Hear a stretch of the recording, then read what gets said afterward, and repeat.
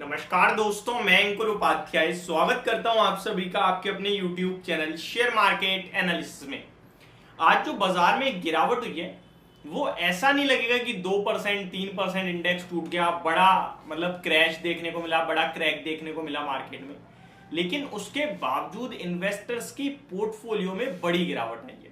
मेरे पास जो कमेंट आ रहे हैं वो कोई कह रहा है भाई 5% पोर्टफोलियो इंट्राडे डाउन, कोई 10% भी बोल रहा है। एक्चुअली में ये सच बात है, क्योंकि आज बाजार में ना ब्रॉडर मार्केट में गिरावट थी, बड़े लेवल पे गिरावट थी, इंडाइसेस में या फिर बड़े स्टॉक्स में गिरावट नहीं थी। समझने की कोशिश करो। देखिए, निफ्टी की बात करें या बैंक निफ्टी की बात करें, यहां जो शेयर्स लिस्टेड है ना इंडेक्स में, उन शेयर्स में से कुछ ही शेयर्स के हैवी वेट है। फॉर एग्जांपल निफ्टी में 50 शेयर है, लेकिन टीसीएस, इन्फोसिस, एचडीएफसी बैंक, इन रिलायंस इंडस्ट्रीज, ये स्टॉक्स अगर मैं एक तरफ कर दूं और बाकी के 45-46 शेयर्स एक तरफ कर दूं तो वेटेज ऑलमोस्ट सिमिलर आ जाएगा। आईसीआईसीआई बैंक और जोड़ दो इधर, तो ये 5 शेयर्स और इधर 45, तो वेटेज ठीक है। अब ये 5 शेयर्स तो गिरे ना, बाकी शेयर्स टूट जाए तो निफ्टी इंडेक्स लेवल पे तो आपको ठीक दिखेगा, लेकिन पूरे मार्केट के हिसाब से बड़ी पिटाई पड़ गई। अगर आज इंट्राडे की बात करूं तो इन्वेस्टर्स के लगभग 4 लाख करोड़ रुपए का नुकसान हुआ है। हाँ जी, 4 लाख करोड़ का। और ये सब क्यों हुआ है आप सभी को अच्छे से पता है। अब सिर्फ और सिर्फ इंतजार है तो FII-DII के डाटा का। इनफैक्ट आई थिंक आ गया होगा FII-DII का डाटा, नहीं अभी नहीं दिख रहा है यहाँ पे। जैसे ही FII-DII का डाटा आएगा वो मैं आपके साथ जरूर शेयर करूंगा, क्योंकि आज मुझे सिर्फ 2 ही चीजों का इंतजार था। एक, आज की क्लोजिंग कैसी रहती है, और आज के FII-DII का डाटा। ओपनिंग से मेरे को मतलब ही नहीं था आज, मैंने आपके साथ कल भी शेयर किया था और आज भी, क्योंकि हम लोग ओपन तो होंगे सारे के सारे ट्रिगर्स पे, लेकिन उसके बाद अगर हम वहां से रिकवर कर गए, दैट मींस बड़े लोगों को लगता है ये जो भी हो रहा है ना, ये ज्यादा कुछ नहीं है, मार्केट इज ऑल अबाउट, मतलब सब कुछ ठीक है, ऑल इज वेल।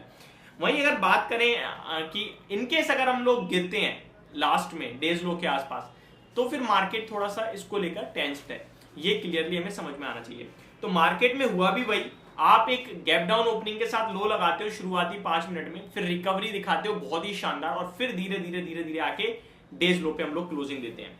अब ऐसे में क्या करें क्या ना करें, ये सबसे इंपॉर्टेंट सवाल हो जाता है। पहले मैं जरा अपडेट दे देता हूं। देखिए, एडवांस और डिक्लाइनिंग शेयर्स का रेशो देखिए, आज 355 शेयर्स जहां पे हरे निशान में दिख रहे हैं आपको, उसके सामने 1704 शेयर्स लाल निशान में है आज।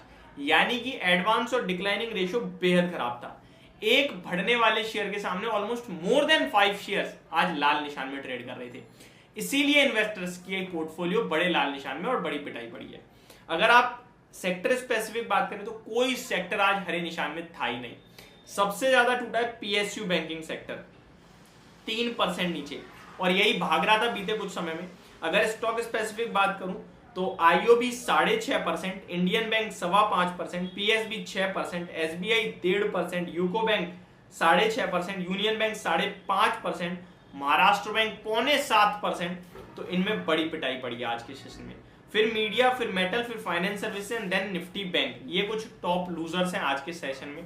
वहीं अगर बात करें सबसे कम कौन सा सेक्टर गिरा है तो वो IT है, 0.1%, जहां पे आपको लाल निशान देखने को मिला है। और IT इसलिए क्योंकि TCS, इन्फोसिस और SCL टेक ने अच्छा कहीं ना कहीं मोमेंटम दिया मार्केट को, इसलिए कहीं ना कहीं ये हरे निशान में बंद हुए शेयर। तो IT सेक्टर में थोड़ा सा कम गिरावट देखने को मिली आपको। निफ्टी की बात करें तो 44 शेयर्स, 50 में से 44 शेयर लाल थे और 6 शेयर्स हरे निशान में दिखे, जिसमें से doctor Reddy, HCL tech, Tata consumer, Hindustan Unilever, TCS, ONGC, ये कुछ शेयर्स थे जो आपके लिए हरे निशान में ट्रेड कर पाए हैं। बाकी सब लाल निशान हो गया है। अब समझने और मानने वाली बात यह है कि भैया आगे क्या। देखिए, आगे ना इस समय बाइंग इतनी जल्दी नहीं आएगी।